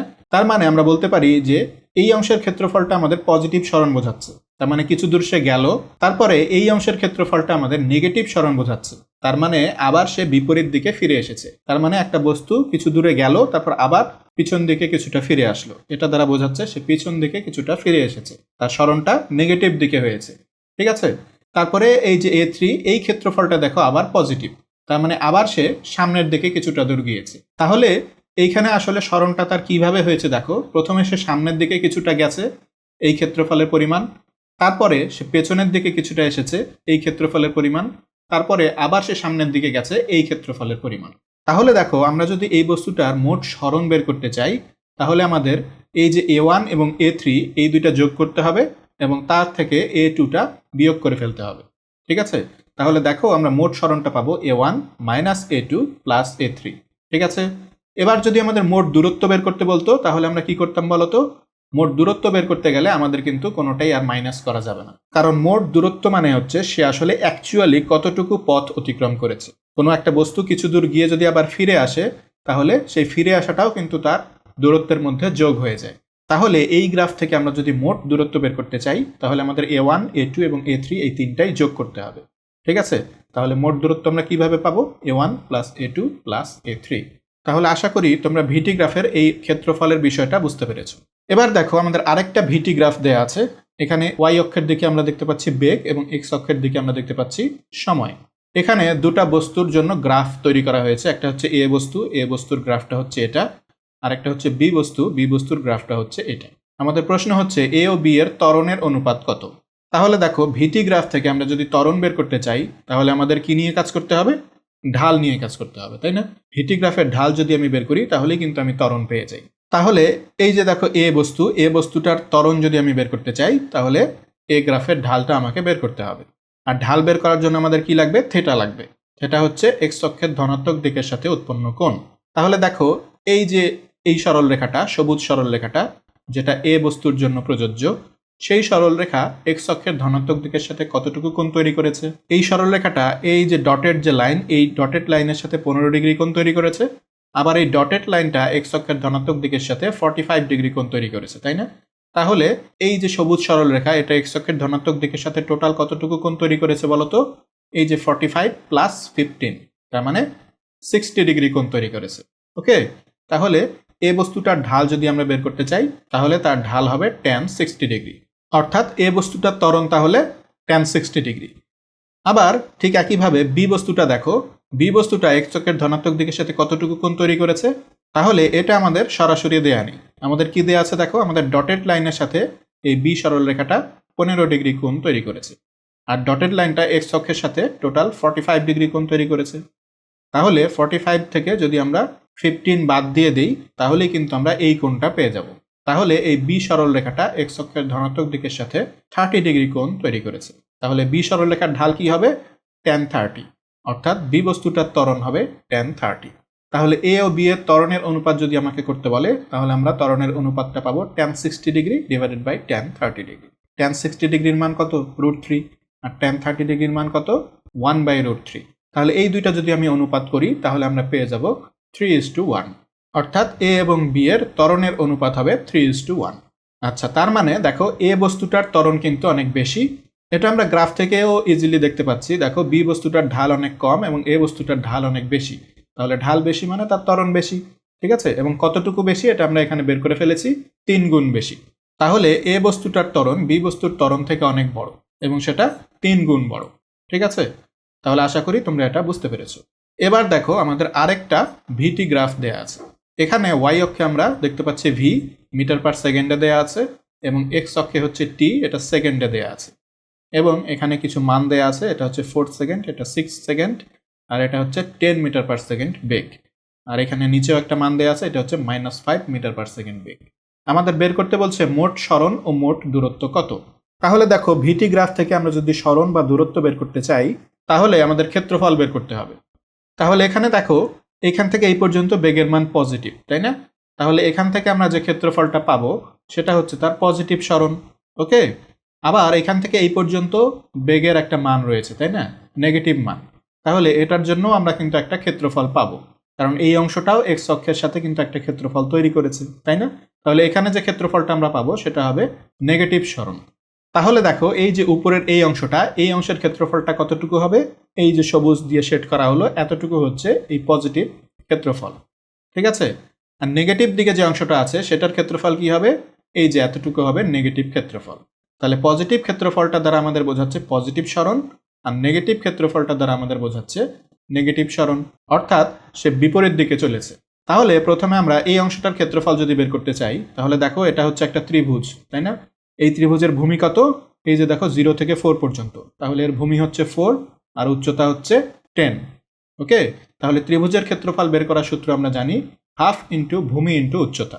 তাহলে এই অংশটার ক্ষেত্রফল কি হবে দেখো, এই অংশটার ক্ষেত্রফল হবে হাফ ইন্টু 4 ইন্টু 10, 4 হচ্ছে তার ভূমি আর 10 হচ্ছে তার উচ্চতা। তাহলে এটা ক্যালকুলেশন করলে আমরা পাই 20 মিটার, ঠিক আছে। দেখো এটা আছে মিটার পার সেকেন্ডে আর এটা হচ্ছে সেকেন্ডে, তাহলে এই দুইটা যদি আমি গুণ করি তাহলে এই সেকেন্ড আর সেকেন্ড ইনভার্স এটা কেটে যাবে, মিটার থাকবে শুধু, তাই না। তাহলে সেটাই হয়েছে। ঠিক একইভাবে যদি আমরা এই ত্রিভুজটার ক্ষেত্রফল বের করতে চাই তাহলে এটার ভূমি হবে কত দেখো তো, এই যে 4 থেকে 6 মানে 2, তাই না। এই টোটালটা ছিল 6 আর এই পর্যন্ত হচ্ছে 4, তাহলে 6 থেকে 4 বাদ দিলে এতটুকু অংশ আসলে কত, 2, ঠিক আছে, 2 সেকেন্ড। আর তার উচ্চতা কোনটা, তার উচ্চতা হচ্ছে এটা, এটার মান আমাদের দেয়া আছে 5, ঠিক আছে। তাহলে এই অংশটার ক্ষেত্রফল কি হবে দেখো, হাফ ইন্টু 2 ইন্টু 5, তাহলে এখান থেকে আমরা ক্যালকুলেশন করলে আমরা পাই 5 মিটার। তাহলে এবার বলো তো তার মোট সরণ ও মোট দূরত্ব কত হবে। এটা আমরা ইজিলি বুঝতে পারছি যে তার মোট সরণ হবে 20 মিটার মাইনাস 5 মিটার অর্থাৎ 15 মিটার, এবং মোট দূরত্ব হবে 20 মিটার প্লাস 5 মিটার অর্থাৎ 25 মিটার। তাহলে দেখো তার মোট সরণ হচ্ছে 15 মিটার এবং তার মোট দূরত্ব হচ্ছে 25 মিটার। তাহলে আশা করি তোমরা বেগ বনাম সময় থেকে কিভাবে দূরত্ব ও সরণ বের করতে হয় সেটা শিখে গেছো। এই অংশটা তোমাদের অনেক কাজে লাগবে। নেক্সটে দেখো আমাদের আরও কিছু বেগ বনাম সময়ের গ্রাফ দেয়া আছে, ঠিক আছে। উপরে সরল রেখায় চলমান 4টি বস্তুর বেগ বনাম সময়ের লেখচিত্র দেওয়া হলো। কোন বস্তুটির গড় বেগ সবচেয়ে বেশি। আচ্ছা, এই প্রশ্নটা খুবই ইন্টারেস্টিং, তাই না। আমাদের বেগ বনাম সময়ের লেখচিত্র দিয়ে রেখেছে এবং আমাদের প্রশ্ন করছে গড় বেগ কোনটার বেশি। তার মানে বেগ বনাম সময়ের লেখচিত্র থেকে আমাদের গড় বেগ বের করতে হচ্ছে। আচ্ছা, একটা জিনিস খেয়াল করো, এখানে প্রত্যেকটা গ্রাফে কিন্তু আমাদের সময়ের একটা মান দেয়া আছে টি নট, ঠিক আছে, এবং বেগেরও একটা মান দেয়া আছে ভি নট, ওকে। তাহলে এই গ্রাফটা আমাদের ডান দিক বরাবর টি নট পর্যন্ত গিয়েছে এবং উপর দিক বরাবর দেখো ভি নট পর্যন্ত গিয়েছে। প্রত্যেকটা গ্রাফই ঠিক একই রকম, ডান দিকে তারা টি নট সময় পর্যন্ত গিয়েছে এবং উপরের দিকে তারা ভি নট বেগ পর্যন্ত গিয়েছে। এখন দেখো এই গ্রাফগুলো থেকে আমরা আসলে গড় বেগ কিভাবে বের করতে পারি। তাহলে গড় বেগ বের করার সূত্রটা আসলে কি বলো দেখি। গড় বেগ বের করার সূত্রটা হচ্ছে মোট সরণ ডিভাইডেড বাই মোট সময়, তাই না? তাহলে আমরা জানি গড় বেগ সমান হচ্ছে মোট সরণ ডিভাইডেড বাই মোট সময়। তাহলে এই প্রত্যেকটা গ্রাফেই দেখো আমাদের মোট সময়টা কিন্তু একই, টি নট পরিমাণ, তাই না? তাহলে মোট সময় যদি একই হয় তাহলে মোট সরণটা যার বেশি হবে তারই গড় বেগটা বেশি হবে, তাই না? বিষয়টা কি বুঝতে পারছো? যেহেতু আমাদের মোট সময়টা একই, তাহলে মোট সরণটা যার বেশি হবে তারই গড় বেগটা কিন্তু বেশি হবে। তাহলে এবার আমাদের এই 4টি গ্রাফ থেকে আসলে মোট সরণটা দেখতে হবে, মোট সরণটা কার বেশি। আর ভিটি গ্রাফ থেকে আমরা সরণ কিভাবে পাবো? অবশ্যই ভিটি গ্রাফের এরিয়া আন্ডার দ্য কার্ভ অর্থাৎ ক্ষেত্রফলটা আমরা দেখব। তাহলে এই ক বস্তুটার ক্ষেত্রে দেখো ক্ষেত্রফলটা হচ্ছে এতটুকু, ঠিক আছে? খ বস্তুর জন্য ক্ষেত্রফল হচ্ছে এতটুকু। আচ্ছা, ক বস্তু এবং খ বস্তুর ক্ষেত্রফলটা তোমরা একটু তুলনা করো তো। দেখো ক বস্তুতে গ্রাফটা আমরা পেয়েছি মূল বিন্দু থেকে এই পর্যন্ত একটা সরল রেখা, অর্থাৎ এখানে যদি আমরা কল্পনা করি যে মূল বিন্দু থেকে এই পর্যন্ত একটা সরল রেখা, তাহলে এটার যে ক্ষেত্রফল আমরা পেয়েছি তার তুলনায় এই খ বস্তুর ক্ষেত্রফল কিন্তু কিছুটা বেশি, তাই না? কারণ এটা দেখো উপরের দিকে একটু কার্ভ হয়ে আছে, তার মানে সরল রেখার তুলনায় এর ক্ষেত্রফলটা কিছুটা বেশি। অর্থাৎ আমরা বুঝতে পারছি যে ক বস্তুর তুলনায় খ বস্তুর ক্ষেত্রফলটা কিন্তু কিছুটা বেশি, ঠিক আছে? আচ্ছা, এবার আমরা গ বস্তুর ক্ষেত্রফলটা যদি দেখি তাহলে গ বস্তুর ক্ষেত্রফল আরো অনেক বেশি। এখান থেকে এখানে যদি আমরা একটা সরল রেখা চিন্তা করি তাহলে যে নিচের যে ত্রিভুজের মতো অংশটা সেটাই হচ্ছে এটা, আর ত্রিভুজের থেকে একটু বড় হচ্ছে এটা, আর এখানে পুরো অংশটাই এসেছে, ঠিক আছে? তার মানে এটার ক্ষেত্রফল আসলে এই দুইটার থেকেই বেশি। আর ঘ বস্তুটা যদি দেখো, ঘ বস্তুতে দেখো এখান থেকে যদি আমরা একটা সরল রেখা টানি তাহলে যে ক্ষেত্রফলটা পাবো এটা নিচের দিকে আরো কার্ভ হয়ে চলে গেছে, তাই না? তাহলে এই ক্ষেত্রফলটা আরো কমে গেছে। তাহলে ঘ বস্তুর ক্ষেত্রফল এটার থেকেও কম, ঠিক আছে? তাহলে ক্ষেত্রফলগুলো যদি আমরা একটু দেখি তাহলে কার ক্ষেত্রফল বেশি দেখো, এই যে গ বস্তুর ক্ষেত্রফল সবচেয়ে বেশি, তারপরে খ বস্তুর ক্ষেত্রফল, তারপরে ক বস্তুর ক্ষেত্রফল এবং ঘ বস্তুর ক্ষেত্রফল সবচেয়ে কম। তাহলে দেখো আমরা বলতে পারি গ বস্তুর সরণ হয়েছে সবচেয়ে বেশি, তারপরে হয়েছে খ বস্তুর, তারপরে ক বস্তুর এবং সবশেষে ঘ বস্তুর। তাহলে মোট সরণ যার বেশি তার গড়বেগও বেশি, তাহলে অবশ্যই গ বস্তুর গড়বেগ সবচেয়ে বেশি, তারপরে খ বস্তুর, তারপরে ক বস্তুর এবং তারপরে ঘ বস্তুর। তাহলে গড়বেগের একটা ক্রম যদি আমরা দেখি তাহলে আমরা দেখব গ বস্তু ইজ গ্রেটার দেন খ বস্তু ইজ গ্রেটার দেন ক বস্তু ইজ গ্রেটার দেন ঘ বস্তু। অর্থাৎ গ বস্তুর গড়বেগ সবচেয়ে বেশি, তারপরে খ বস্তুর, তারপরে ক বস্তু এবং শেষে ঘ বস্তু। তাহলে আশা করি তোমরা এই বিষয়টাও বুঝতে পেরেছো। এবার দেখো নিচে আরো 4টা গ্রাফ আমাদের দেয়া আছে, 4টা বস্তুর জন্য 4টা গ্রাফ দেয়া আছে, তাদের গতির প্রকৃতি বিশ্লেষণ করতে বলেছে। তাহলে ভিটি গ্রাফ থেকে আমরা কিভাবে গতির প্রকৃতি বিশ্লেষণ করব? ভিটি গ্রাফ থেকে দেখো আমরা ত্বরণ সম্পর্কে একটা আইডিয়া পাবো, আমরা বেগ সম্পর্কে একটা আইডিয়া পাবো এবং আমরা সরণ সম্পর্কেও কিন্তু আইডিয়া পেতে পারি। তাহলে এখানেও ঠিক আগের মতোই গ্রাফগুলো দেখা যাচ্ছে, যে টি নট সময় পর্যন্ত আমরা গ্রাফগুলো দেখতে পাচ্ছি। আচ্ছা, তাহলে ক বস্তুর গ্রাফটা দেখো, ক বস্তুর গ্রাফটা হচ্ছে একটা ঊর্ধ্বমুখী সরল রেখা। তাহলে যেহেতু এটা সরল রেখা তার মানে এর ঢাল প্রতিবিন্দুতে সমান, আর ভিটি গ্রাফের ঢাল আমাদেরকে কি দেয়? ত্বরণ দেয়। তাহলে এর ত্বরণ প্রতিবিন্দুতে সমান, তাই না? তার মানে এই বস্তুটা সমত্বরণে চলছে। এই গ্রাফ দেখে আমরা বুঝতে পারি যে এই বস্তুটা সমত্বরণে চলছে। আচ্ছা, সে যখন যাত্রা শুরু করেছিল তার বেগ ছিল কত? তার বেগ ছিল 0, অর্থাৎ সে স্থির অবস্থা থেকে যাত্রা শুরু করেছিল এবং তার বেগ ধীরে ধীরে বাড়ছে। দেখো এখানে বেগ কত? এত, এখানে বেগ কত? এত। তার বেগের মান কিন্তু ধীরে ধীরে বাড়ছে, তাই না? তার মানে সে ত্বরণ নিয়ে চলছে এবং সেই ত্বরণটা সমত্বরণ। তাহলে এখান থেকে আমরা বলতে পারি যে বেগ বৃদ্ধি পাচ্ছে, এই বস্তুটার বেগ বৃদ্ধি পাচ্ছে এবং বস্তুটা সমত্বরণে চলছে। খ বস্তুর ক্ষেত্রে দেখো, খ বস্তুর ক্ষেত্রেও আমরা দেখতে পাচ্ছি তার বেগটা 0 থেকে শুরু হয়েছে, তাই না? তার মানে সেও স্থির অবস্থান থেকে শুরু হয়েছে। এর ঢালটা কি হয়েছে দেখো তো, এর ঢাল কিন্তু ধীরে ধীরে কমে যাচ্ছে, তাই না? কারণ এটা দেখো একটা দুঃখী মুখের গ্রাফের মতো হয়েছে, তাই না? তাহলে দুঃখী মুখের গ্রাফের ক্ষেত্রে আমরা জানি যে তার ঢাল কমে যায়, অর্থাৎ এখানে ঢাল কমে যাচ্ছে, তার মানে বস্তুটার ত্বরণ ধীরে ধীরে কমে যাচ্ছে। তাহলে এখান থেকে আমরা বলতে পারি যে বস্তুটার বেগ বৃদ্ধি পাচ্ছে ঠিকই, সেই স্থির অবস্থা থেকে শুরু করে তার বেগ বৃদ্ধি পাচ্ছে, কিন্তু তার ত্বরণ ধীরে ধীরে কমে যাচ্ছে। শুরুতে তার ত্বরণ ছিল অনেক বেশি, যতই সময় যাচ্ছে তার ত্বরণ আস্তে আস্তে কমে যাচ্ছে। তাহলে এখান থেকে আমরা বলতে পারি বেগ বৃদ্ধি পাচ্ছে এবং ত্বরণ হ্রাস পাচ্ছে। গ বস্তুর ক্ষেত্রে দেখো, গ বস্তুর ক্ষেত্রে বেগের কিন্তু কোনো পরিবর্তন হচ্ছে না, সে ভি নট বেগ নিয়ে শুরু থেকেই চলছে, ঠিক আছে? কখনোই তার বেগ পরিবর্তন হয়নি। তার মানে এই বস্তুটা আসলে সমবেগে চলছে। আর কোনো বস্তু যদি সমবেগে চলে তাহলে তার ত্বরণ হয় শূন্য। কারণ দেখো, এই রেখাটার যদি আমরা ঢাল বের করি তাহলে ঢাল হবে শূন্য, কারণ এই রেখাটা এক্স অক্ষের সমান্তরাল, তাই না? তাহলে ঢাল শূন্য মানে এর ত্বরণ শূন্য। তাহলে এই গ্রাফের ক্ষেত্রে আমরা বলতে পারি যে বস্তুটা সমবেগে চলছে এবং তার ত্বরণ হচ্ছে শূন্য। ঠিক আছে, তাহলে সমবেগে চলছে এবং ত্বরণ শূন্য। এই বস্তুর ক্ষেত্রে আমরা কি বলতে পারি, দেখো এই বস্তুটাও স্থির অবস্থান থেকে যাত্রা শুরু করেছে, তাই না? শুরুতে তার বেগের মান ছিল 0 এবং আস্তে আস্তে তার বেগের মান কিন্তু বৃদ্ধি পাচ্ছে। তাহলে এই গ্রাফের ক্ষেত্রেও আমরা বলতে পারি বেগের মান বৃদ্ধি পাচ্ছে। ত্বরণের কি হচ্ছে দেখো তো। তাহলে এই গ্রাফটা দেখো একটা হাসি মুখের গ্রাফের মতো, তাই না? তার মানে এর ঢাল কিন্তু ধীরে ধীরে বৃদ্ধি পাচ্ছে, আর ঢাল বৃদ্ধি পাচ্ছে মানে ত্বরণ বৃদ্ধি পাচ্ছে। তাহলে এই গ্রাফের ক্ষেত্রে আমরা বলতে পারি বস্তুটার বেগ ধীরে ধীরে বাড়ছে এবং ত্বরণও ধীরে ধীরে বাড়ছে। তাহলে বেগ বৃদ্ধি পাচ্ছে এবং ত্বরণও বৃদ্ধি পাচ্ছে। তাহলে আশা করি এই যে 4টি ভিটি গ্রাফ আমাদের দেয়া ছিল, এই 4টি গ্রাফ বিশ্লেষণের মাধ্যমে তোমরা ভিটি গ্রাফ থেকে কিভাবে গতির প্রকৃতি বিশ্লেষণ করতে হয় সেগুলো সম্পর্কে একটা ক্লিয়ার আইডিয়া পেয়েছো। এবার দেখো আমাদের আরেকটা বেগ বনাম সময়ের গ্রাফ দেয়া আছে।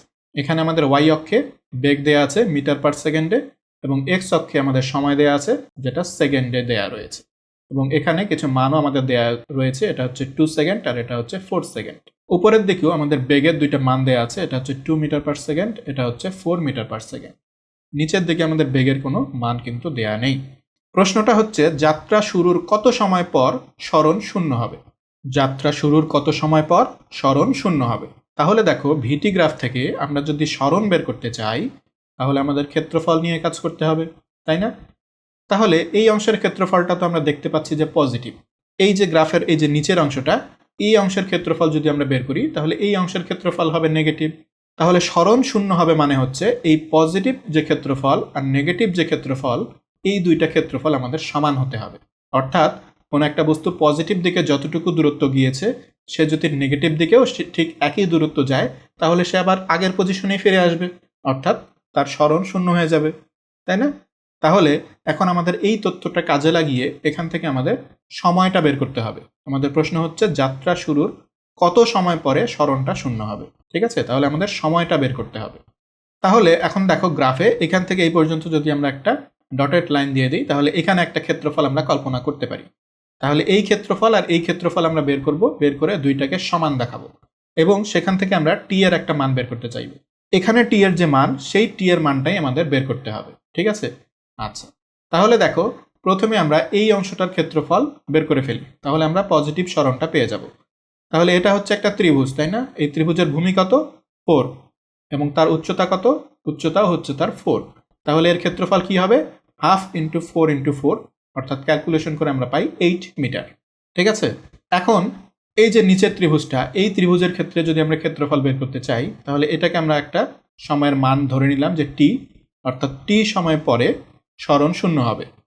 ঠিক আছে, অর্থাৎ এখানে গিয়ে সরণটা শূন্য হচ্ছে। এখন দেখো এই ত্রিভুজের ক্ষেত্রফলটা যদি আমি বের করতে চাই তাহলে আমাদের ভূমি লাগবে এবং উচ্চতা লাগবে। ভূমি কত? এতটুকু, তাই না? তাহলে এতটুকুর মান আসলে কত হবে বলো দেখি। এখান থেকে এই পর্যন্ত পুরোটা ছিল টি আর এখান থেকে এই পর্যন্ত হচ্ছে 4, তাহলে এতটুকু অংশ হচ্ছে আসলে আমাদের টি মাইনাস 4। ওকে, তাহলে তার ভূমি হচ্ছে টি মাইনাস 4 আর উচ্চতা কত? উচ্চতা হচ্ছে এখান থেকে এই পর্যন্ত। তাহলে এখানেও কোনো মান দেয়া নেই, তাহলে আমরা ধরে নেই এখানে একটা বেগের মান আছে, সেই বেগের মান হচ্ছে ভি। তাহলে এর উচ্চতাটা এখন হয়ে গেল ভি। এখন এই ত্রিভুজের ক্ষেত্রফলটা যদি আমি বের করতে চাই তাহলে ত্রিভুজের ক্ষেত্রফলটা হবে হাফ ইন্টু ভূমি ইন্টু উচ্চতা। তার ভূমি হচ্ছে টি মাইনাস 4 আর উচ্চতা হচ্ছে ভি। ঠিক আছে, তাহলে এটাই হচ্ছে এই যে লাল অংশে শেড করা যে ত্রিভুজ, এই ত্রিভুজের ক্ষেত্রফল। তাহলে এটা হচ্ছে আমাদের পজিটিভ সরণ আর এইটা হচ্ছে আমাদের নেগেটিভ সরণ। এই দুইটা কিন্তু সমান হবে, অর্থাৎ এইটার মান হবে কত? 8। তাহলে এখান থেকে আমাদের টি এর মানটা বের করতে হবে। এখন দেখো ভি এর মানটা কিন্তু আমাদের অজানা। ভি এর মানটাকে যদি আমরা কোনোভাবে টি এ প্রকাশ করতে পারি তাহলেই আমরা এই যে এই ইকুয়েশনটা থেকে টি এর মানটা বের করে ফেলতে পারবো। তাহলে এখন আমাদের কাজ হচ্ছে এই ভি এর মানটা বের করা। তাহলে ভি এর মানটা বের করার জন্য দেখো আমরা একটা ট্রিক চিন্তা করব। প্রথমে তোমরা এই ত্রিভুজটার কথা চিন্তা করো। এই ত্রিভুজের ক্ষেত্রে এই কোণটা যদি থিটা হয় তাহলে এই ত্রিভুজটার ক্ষেত্রেও এই কোণটা থিটা হবে না, কারণ এটা আর এটা হচ্ছে বিপ্রতীপ কোণ। বিপ্রতীপ কোণ পরস্পর সমান হয়। তাহলে আমরা ধরে নিলাম যে এই কোণটা হচ্ছে আমাদের থিটা।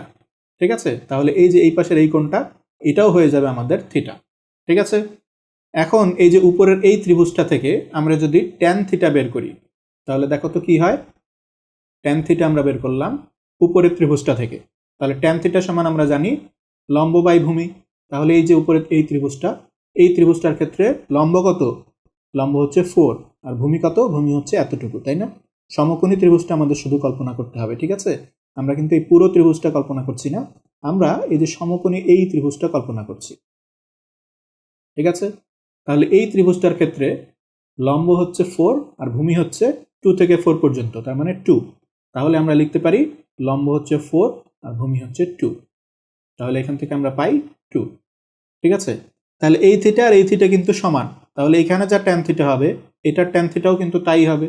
তাহলে এটার ট্যান থিটা থেকে আমরা কি পাই দেখো, লম্ব বাই ভূমি। এখানে লম্ব হচ্ছে ভি আর ভূমি হচ্ছে এটা t-4। তাহলে দেখো আমরা লিখতে পারি V divided by t-4 equal to 2, তাই না? কারণ এটার ট্যান থিটা হচ্ছে এই যে লাল ত্রিভুজটাই, লাল ত্রিভুজের ট্যান থিটা হচ্ছে ভি ডিভাইডেড বাই t-4, ওকে? আর এটার ট্যান থিটা হচ্ছে 2। তাহলে যেহেতু এই থিটা এবং এই থিটা সমান, তাহলে এটার ট্যান থিটা আর এটার ট্যান থিটাকে আমরা সমান বলতে পারি। তাহলে এখান থেকে দেখো ভি এর আমরা একটা মান পেয়ে গেলাম 2 ইন্টু t-4, তাই না? তাহলে এখান থেকে আমরা লিখতে পারি V equal to 2 into t-4। তাহলে ভি এর মানটা আমরা টি এর মাধ্যমে প্রকাশ করে ফেললাম।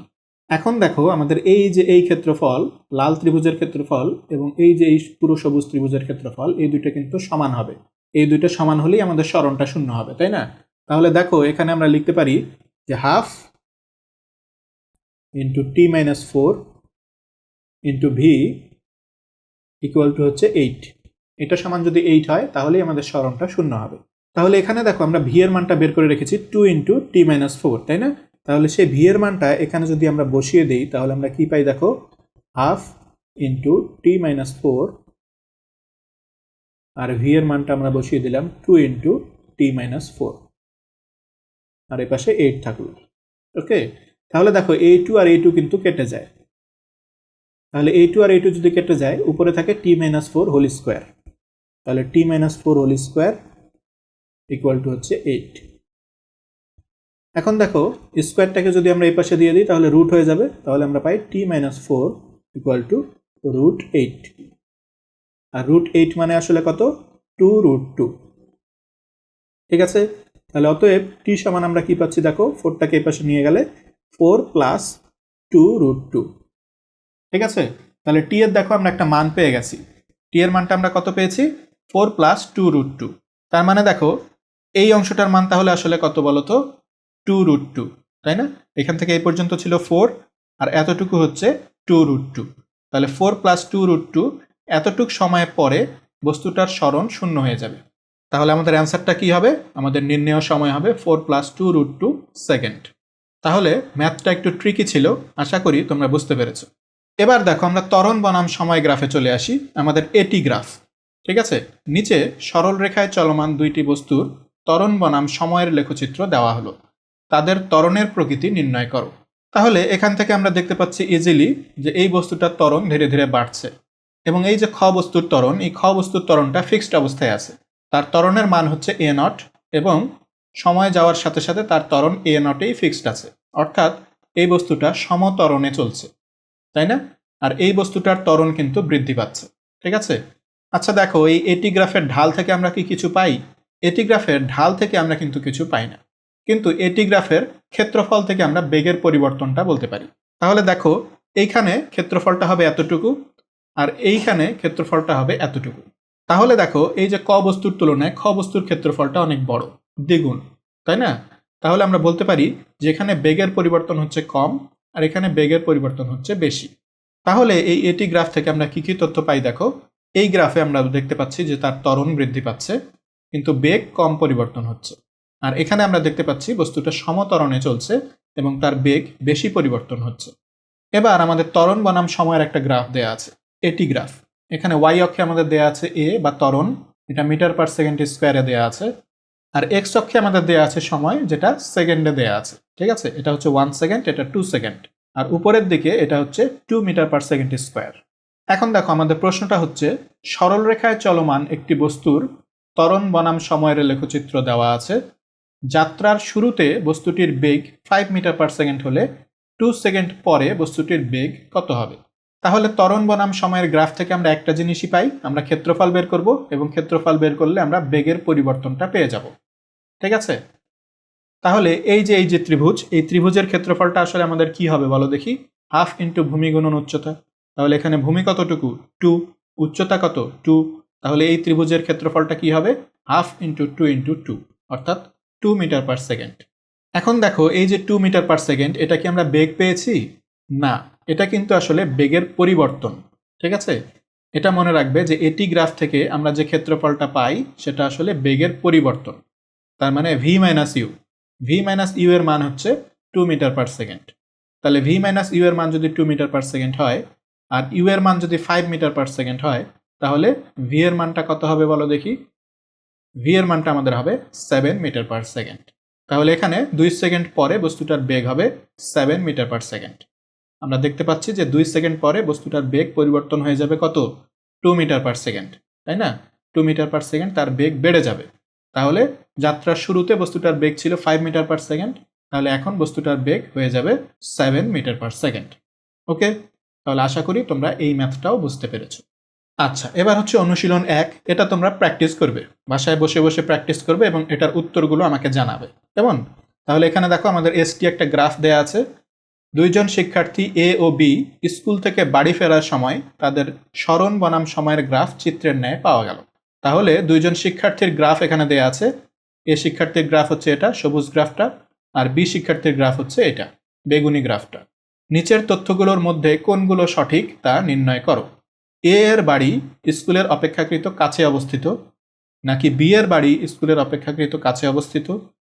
এ এর বাড়ি পৌঁছাতে অপেক্ষাকৃত কম সময় লেগেছে, এর বেগ অপেক্ষাকৃত বেশি, বি এর বেগ অপেক্ষাকৃত বেশি।